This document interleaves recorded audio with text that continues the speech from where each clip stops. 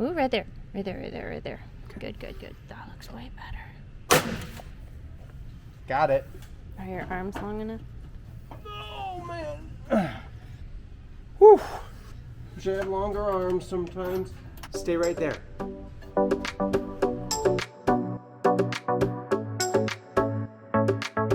Hey, it's Tom from Tom's Toons. I recently had a request to talk about how we're going to reinstall this fuel tank that's going to be fill and vented through the sidewall. We are here to help you with your pontoon restoration project, so please subscribe to our videos. If you find them helpful, please comment. Let us know what you want to learn about more or what you want to see done before you tackle it on your project. We have the fill spout. We're going to replace this. We're going to vent it out this sidewall, so we have a longer piece of 1.5 inch fuel fill line. You can get that at a local marina. This is our vent hose, and then we have our fuel line itself, which will run down through the floor. We're going to go ahead and make our hole down through the deck of the boat so we can run our sending wires and our fuel line down through into the transom. The sending wires will go to the console for a fuel gauge, and we'll get to that in a little bit too. I've looked where my cross member is. As long as I stay on this back half of our fuel area back here, we'll be fine. So I'm going to make this as a 2-inch hole. We're going to put a 2-inch rigging grommet on as soon as I cut the hole.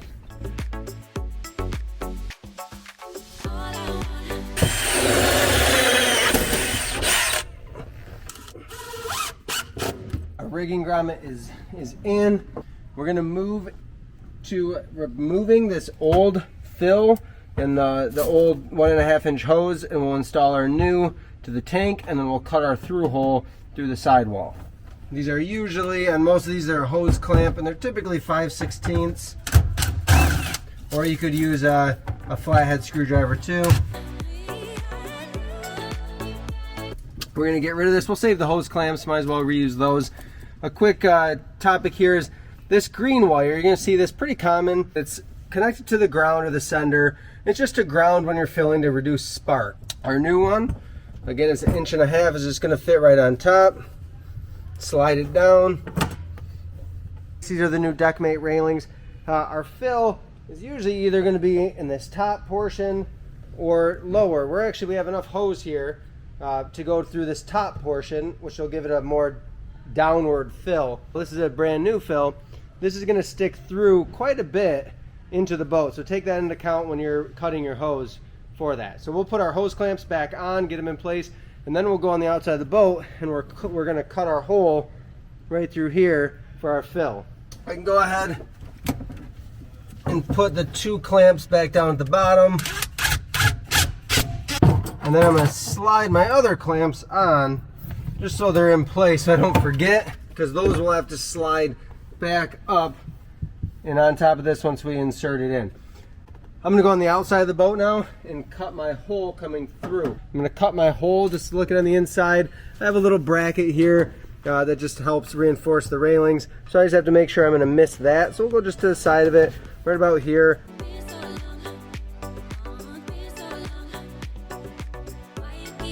We've got our hole cut.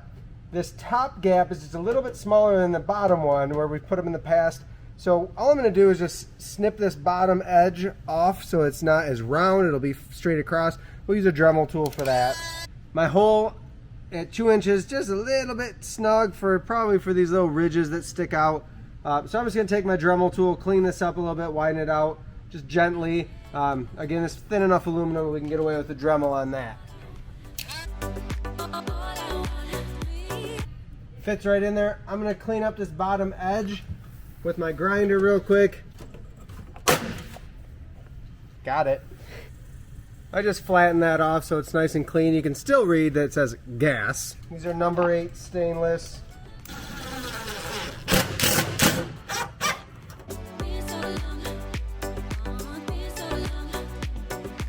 Just like that, our fill is in place. Now, I'm going to run my hose to the fill. And then I'll slide my hose clamps up and we'll put those in place.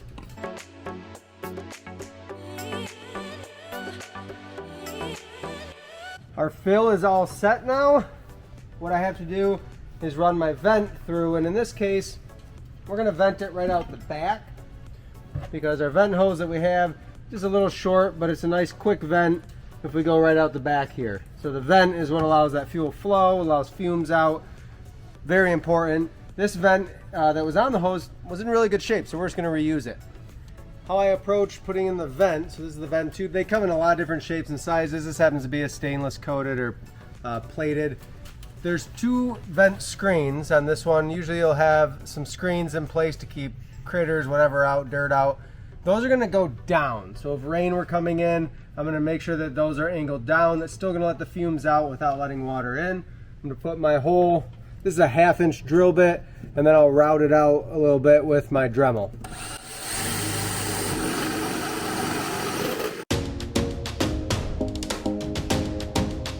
It would definitely be a little quicker and easier if you had just a hole saw, but this worked well with the Dremel. I've got my fill here. I'm gonna go ahead. There's a lock washer and a nut that'll go on the inside and hold that in place. Then we'll put our hose on. We'll put that lock washer and nut on the inside. Our vent is in place. I'm gonna take a few inches off. I don't want this big of a bend in it. I could get away with it. It would still vent properly, but we might as well tighten it up just a little bit. Work that on the flange, put your hose clamp in place and tighten that down. Our vent is in place, our fill is in place. Let's talk real quick about your wiring. For any fuel tank, you're gonna have your sender, which is your signal from your sender, is your pink, or I'm gonna run it as a black and red, but typically you'll see pink. And then your ground is going to be attached to the sender. That's also going to go back to the dash to the fuel gauge. A lot of new gas tanks is just a quick plug and play with a pink and a black, but the green can be run up to the fill and used as a ground to reduce the chance of any spark happening. I'm going to go ahead and remove all of these fittings and put some new wires in here that I'm going to run up from underneath the floor. I've run it's a double-stranded ground with power, so we're going to call the red is going to be what the pink was, which is your signal from the sender. So that will sit right on this post. I took the hardware off. It's a 3/8 inch typically nut with a washer and a lock washer.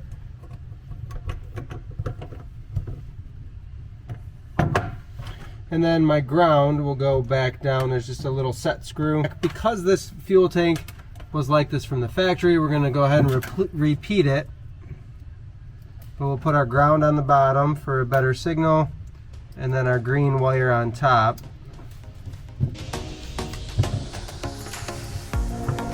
And then that green other end will run up to our fill spout. Again, this is just to prevent any spark. Our wiring is good back here. Now it's time to go to the dash, and we'll show you how to wire our sending wires and ground up to the fuel gauge that's in the dash. This is the other end of my sending wire. What I'm going to do with this is our fuel gauge. It's a basic Faria fuel gauge. Before you run your wires up through, this is the backing that's going to hold your gauge to the dash. So the way this works, this will go through the dash, and then the backing will come on, and that will have nuts on the back side that's going to hold the gauge in place. We're going to run our wires up through here. This will be below the dash, and then we'll run our wires up through the dash, and we can hook them up to our gauge that way. I do want to make note, if you're working with a dash on your own boat or a new dash panel from pontoonstuff.com, your gauges will already be installed with that backing plate on. If that's the case, a lot of times you're going to see all of our wires, our power, our ground, are stacked on top of that bracket that holds the gauge in place. That's totally fine to do as well. You can do it either way, but just want to make note, you're going to see this a lot of times, because if you're working on this, you're going to remove it completely and then attach everything from there. If you look at this, this is always labeled to connect your sender wire to this terminal. If you touch your hot wire, your power to this, you can damage the gauge, and then you got to start all over. So we're going to make sure we don't do that. Our post, it's labeled S for sender. I is ignition, so this is a key on power, or if you were powering this from a switch on your dash, you would run your power to this post that's labeled I. And then ground is GND, this middle post. And then if you're running light to this, or you want to power the light, you need to just run a power source here. We're going to wire it all together using our key-on power from our ignition harness. Again, you could use a switch on your dash. I'm going to run my wires from my ignition harness. This happens to be off a Yamaha, but somebody's changed it around, so it's actually, the purple is my key-on power, black is ground, and then this gray wire would be for a tachometer if you had a tachometer. We'll run that through the hole. Now I have my key-on power and my ground. So what I need to do for all of these, it's going to be 4 different wires. I'm going to go ahead and strip these back with my wire strippers. And all I do is strip back, so there's about a 1/4 inch of wire holding or showing, and then I twist so I can get a good crimp on that. I'm going to do that to all 4 of these and put a nice little fitting on the end that will work on their gauge.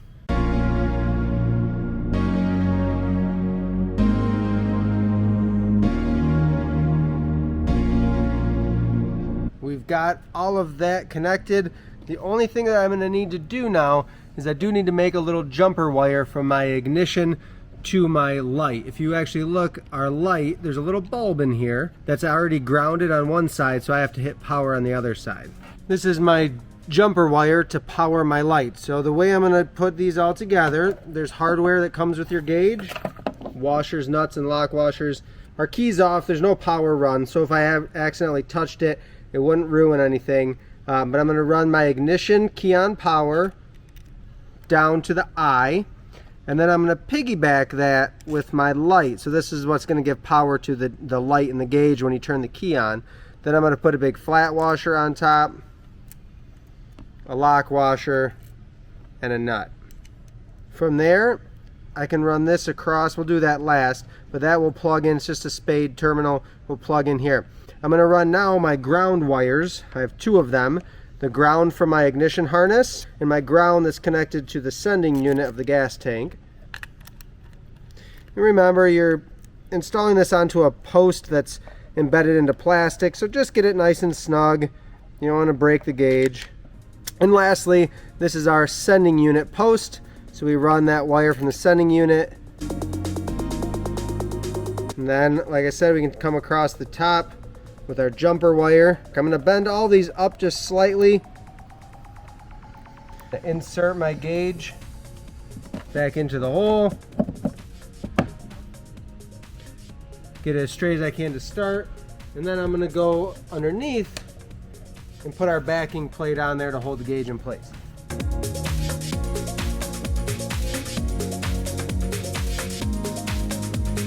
Make any last adjustments to make sure that you're centered, and then we'll make those last little tightening down. It's all powered by your key switch. So if Corey hits the key and we watch the gauge, ta-da! We've got light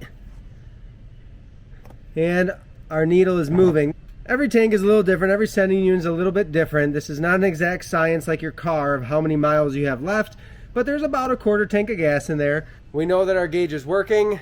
Now all we have to do is run that fuel line back down underneath to our motor, and we're set to go.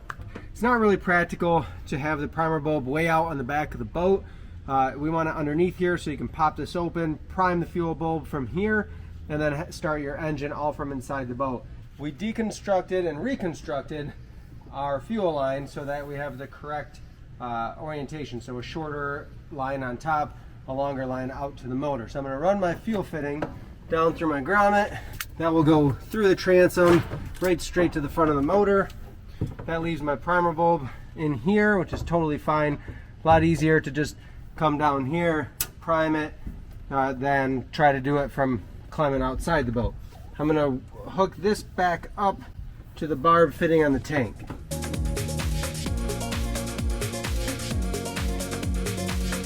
These aren't your normal zip ties. They're actually made for fuel lines.